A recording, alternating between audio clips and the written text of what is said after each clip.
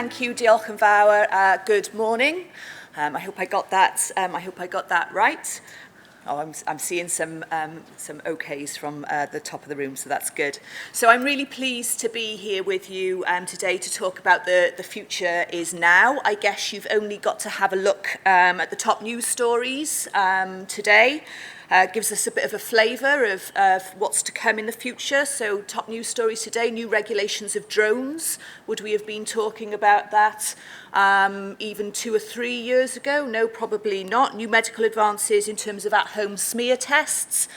Just one of a series of kind of medical advances that are coming our way. Outrage as the United States begins to extract itself from the UN climate accord. And, you know, again, the kind of absolute outrage around that. Would we have had that level of outrage and concern even this time last year?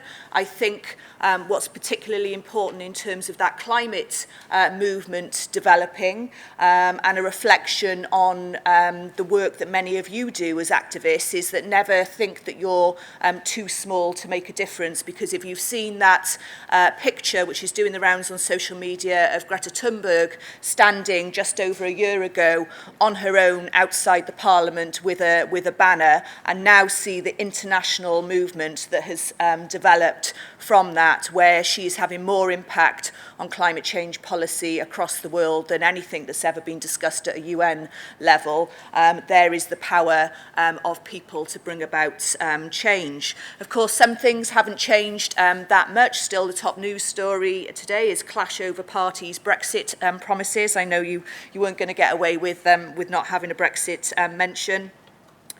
But really what I want to discuss today is what all of this means for us in Wales in terms of how we implement the Future Generations Act, and what that means in terms particularly of one of the goals in the Future Generations Act of a more equal Wales. So I've been the Future Generations Commissioner for just over 3 years now. So of course the title of a conference, The Future of Is Now, is something which is certainly going to be of interest to me.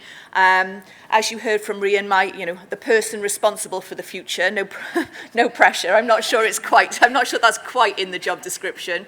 But actually set out in my job description is to act as the guardian of the interests of the future generations of Wales. So a huge task, as you heard. There's no other country in the world that has legislation to protect the interests of future generations, and I'm the only Future Generations Commissioner in the world. That's very exciting, but also a very kind of daunting position to be in. And actually, we all create the future. So it's the decisions that happen, that Jane will be going back to in the Bay this afternoon, right down to what's happening in our local authorities on the thousands of decisions that are taken on a day-to-day basis, which will influence the sort of future that we live in. So my job is I'm independent of government. I have powers to advise and support them, and duties to monitor and assess the progress that they are making, as well as the progress being made by 43 other public bodies. So that's all of our local authorities, our health boards, our national organisations like Natural Resources Wales, Public Health Wales, and so on. Duties to monitor and assess the progress that they're making in meeting and implementing the Wellbeing of Future Generations Act. So I spend a lot of time researching, thinking, discussing with people what kind of future we could have here in Wales. The legislation is really quite aspirational. It's trying to take us on a different path in terms of the future, or in terms of the Wales that we leave behind to our children and our grandchildren.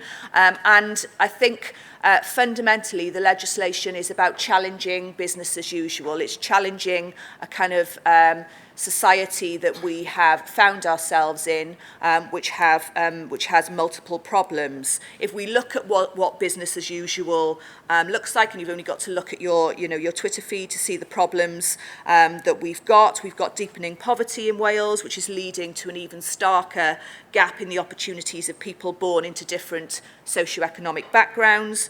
We know that when it comes to our well-being, both as individuals and as communities, the way that we've always done things within our public services is no longer fit for purpose. And just being here, since 10 o'clock and having a conversation with a number of you here about the challenges that you're facing personally or in terms of care and so on for your families, we can see that this business as usual approach certainly isn't working. So despite rising employment levels, work increasingly does not guarantee an adequate standard of living, and furthermore, just under 1 in 4 people from ethnic minority groups reported being lonely in Wales in 2017-18. Nearly 3 times as many disabled people report poor mental health than non-disabled people, and 1 in 3 women in Wales experience physical or sexual violence at some points during their lives. So in terms of this goal of a more equal Wales, we have some significant challenges to overcome. In Wales, only 5% of local authorities have a target in place for accessible housing, and only 15% said that disabled people's housing needs are subject to specific discussion or scrutiny when conducting a local housing market assessment. So again, these are some of the big challenges that we've got. So recent evidence indicates that 39% of disabled people living in Wales are living in poverty, compared with 22% of non-disabled people. Estimates from the crime survey for England and Wales indicates that an average of 67,000 cases of disability hate crime take place every year. So it's clear that much more needs to be done within our organisations and at a national level, and I think this means going further than the duties placed by the Equality Act in 2010 and the Welsh specific equality duties, by taking positive action to ensure the future of Wales is one where people not only have equality of opportunity but also have equality of outcome. And of course, when we're trying to address these problems, we also need to be aware of potential future trends. Now, that's critically important for policymakers and those who deliver services, because if we're planning services on the basis only of the here and now, then the needs are likely to have changed even before we're able to implement that new policy or service. So part of my job, I sit on lots of different ministerial advisory groups. One which particularly springs to mind was one around carers, where the question that I was posing was, right, how have we considered the future trends and scenarios in terms of what caring might look like in the future? The very simple trend in terms of demography is likely to fundamentally, and the ageing population is likely to fundamentally change the needs of carers and so on. So if we're actually just starting to plan a new policy on the basis of what it looks like now, as I said, without taking into account those future trends, by the time that policy gets implemented, the world will have moved on and things will have changed. So this requirement on our public bodies now to think and plan for the long term is crucially important. And some of those big long-term trends in terms of in what they might mean for disabled people. So it's predicted that sight loss in the UK will double to 4 million people by 2050. Diabetes prevalence will rise to 5 million people. The trajectory in terms of mental health is worrying, and we also know in terms of younger people, the most enduring mental health conditions start before the age of 15, which also happens to coincide where the services are really at their poorest. So we know those trends. We know that's a fact now. We know that those trends are increasing. What is it that we're doing about that? Studies and data on the number of people who will be affected by a disability vary, but some studies show that in the US, for example, up to 21% of the population could be affected by disability by 2050. So we don't know exactly what will happen, but these future trends and scenarios are important to consider in terms of our policy making. We do know pretty much for certain, we might not be able to pin down the exact number, but we pretty much know for certain that we will have an increasing number of people living on our planet, and we will have an increasing number of older people with potentially ever more complex and diverse needs. And just thinking about some of those challenges for government in terms of how they're preparing for those future trends. So if we think about the debate that's been going on around the social care levy, which is quite a kind of simplistic debate in a way, which is you work out how much social care costs are now, you multiply that by the number of older people we're predicted to have by about 2036, and there's your calculation. Except what I say to that is we don't want to be taking an approach where we're not investing now in keeping people as fit and healthy as they possibly can be, and just running a trajectory of care needs in that way. What we need to be doing is recognising that we need to be investing now to keep people fit and well, so that when they do enter older life, that they are doing, as Mr. Spock says, living long and prospering, rather than living long perhaps in very poor health. So again, just planning in that way is not going to be planning which is fit for the future. So we also know that with technology changing, I think that this could bring about both opportunities and challenges for disabled people in the future. So it's estimated that by 2050, 2 billion people will require assistive technologies, but 90% of them won't be able to access them. So again, some fundamental issues here. If we think about our society at the moment, where those who have access to finances are often those who are able to access not just services which are nice to have, but often accessing services which are, bordering on essential, if you like. What is that likely to mean when we move into technological solutions? Is anyone planning and considering what that might look like in the future? So as our world continues to change at a rapid pace, it's vital that we're thinking about what a more equal Wales could look like and how we make that a reality. And that's why public bodies in Wales have this statutory duty to be carrying out sustainable development under the Wellbeing of Future Generations Act. Oh, well, so you knew exactly what I was going to talk about then, didn't you?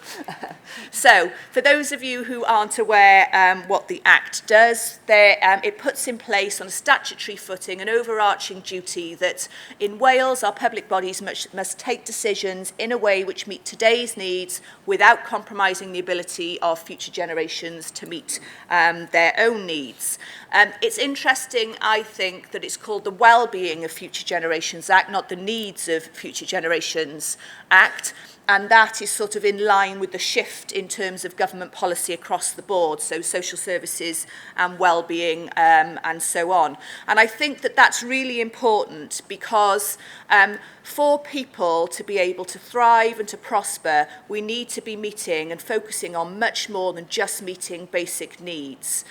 We need to be, if you look at the Oxford English definition of needs, it's defined as of necessity, and if you look at the definition of well-being, it's the state of being happy, healthy and comfortable. And I think that is where really we all want to be. And I think that what our legislation is trying to do really is to force our policymakers and those who deliver public services to address the softer things in life. Yes, it's important at a big strategic level because if we think about the current economic model that we have, which is, we often hear this, we need the economy to grow because we need economic growth to support public services and we need people to have jobs and so on. But when we have an economic model which concentrates half of the world's wealth in the hands of 1% of the world's population, I would say that that's an economic model which is not fit for purpose. Actually, what we should be doing is devising all of our policy, including our economic policy, around what is best for the well-being of citizens in Wales and indeed in other parts of the world. And increasingly other parts of the world are starting to get into that territory. New Zealand is a good example. And I think this shift towards well-being is really important because it's essentially the stuff which is about being human. It's the stuff which makes life worthwhile. If, again, you look at the news this morning, an English story, but the importance of being human and recognising different people's needs. So the story about Oliver McGowan, a young man who was autistic and whose needs and human interactions, recognising his different needs, were not taken into account in medical settings.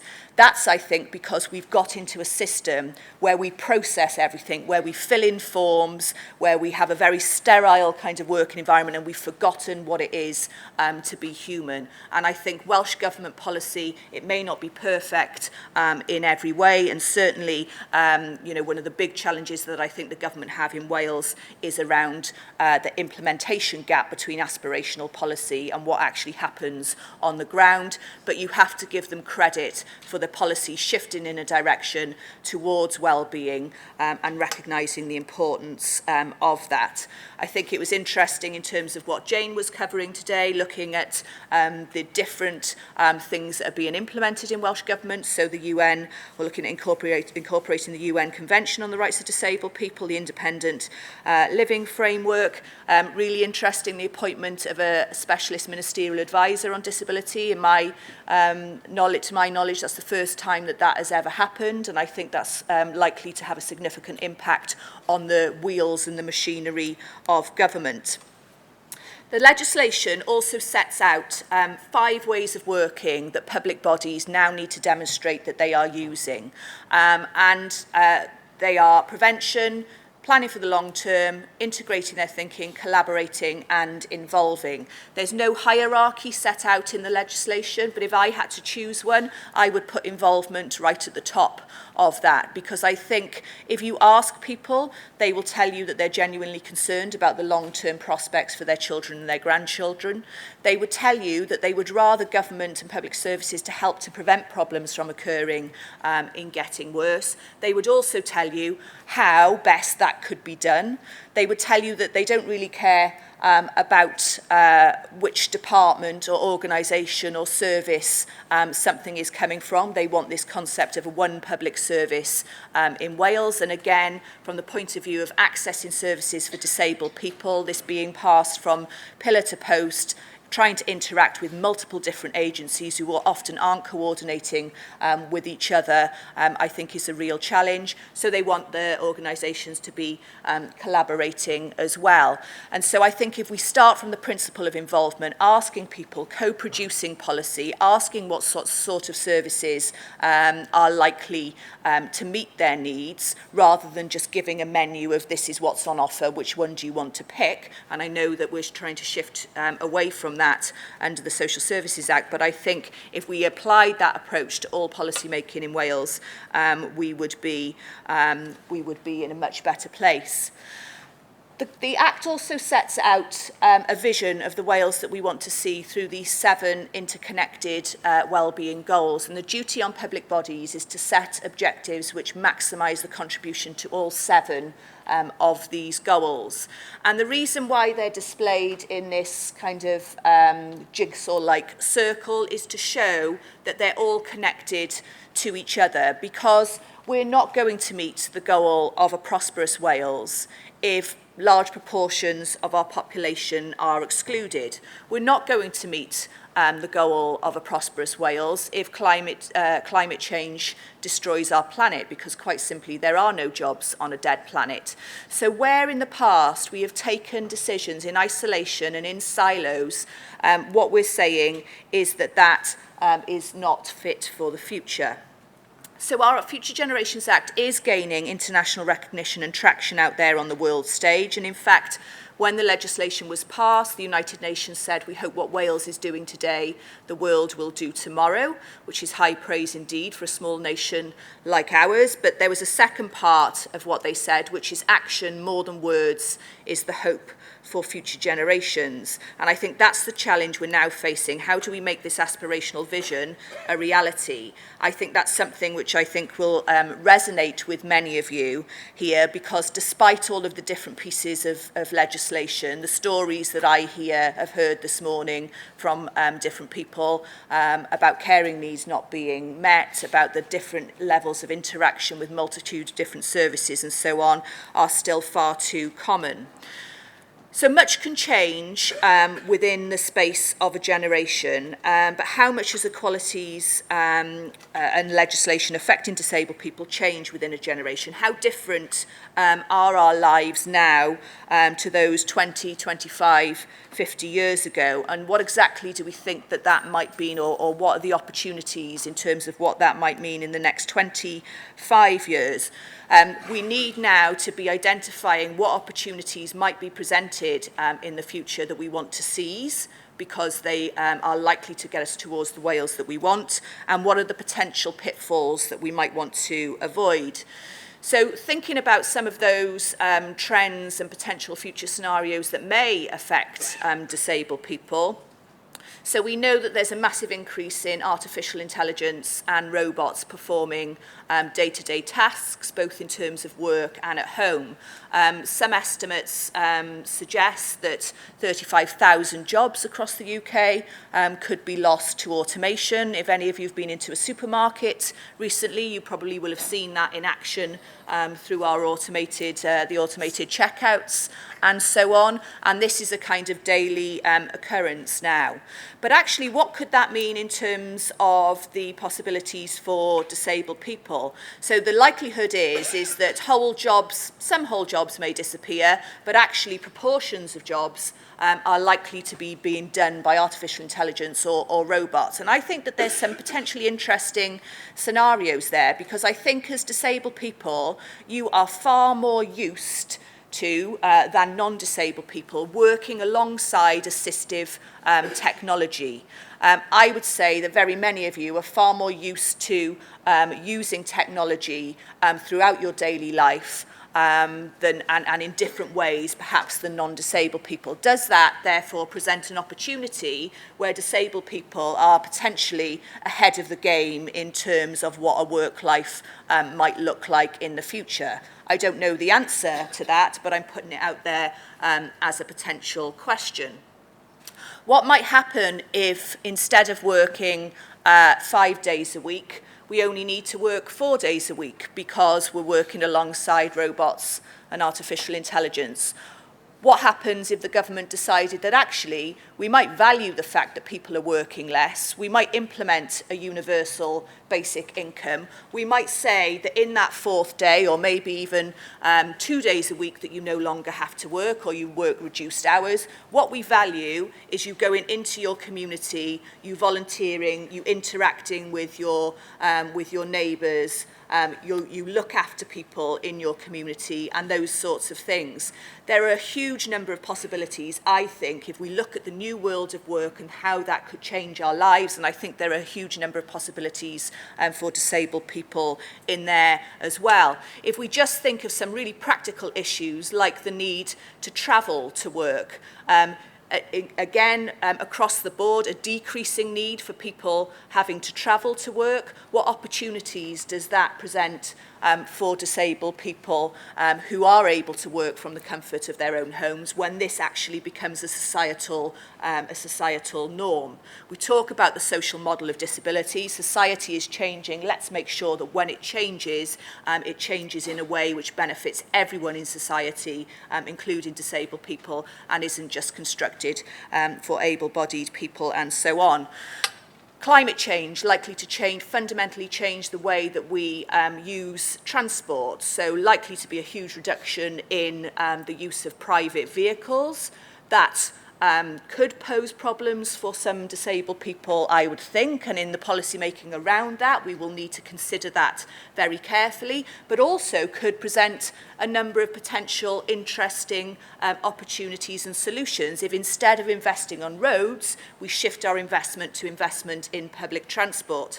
I can tell you, you probably can't see through my lipstick, but I have a thick lip at the moment, which is because I was trying to get my disabled mum into a car on Sunday, and she spasmed and booted me in the lip. So I, for one, would really, really welcome improved public transport that she could actually use to get to where she wants to go. So what opportunities might that present, in particular, to disabled people? And then, of course, there's the stuff around the softer skills.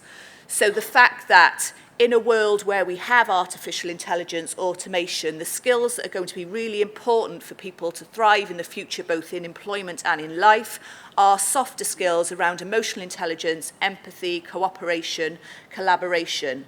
Again, those kind of human skills. What might that mean in terms of the roles that you are playing at the moment as carers, as activists, as campaigners, as people who are coming together to collaborate and drive policy forward? Those are the sorts of skills that actually are likely to be the skills that are needed in the future. So again, a huge number of opportunities there. I guess what I'm saying is that public policy needs to be thinking about these things now, shaping and forming them. And to do that, my office have developed some resources to help public bodies to think about the steps that they could take towards the journey or on the journey to a more equal Wales.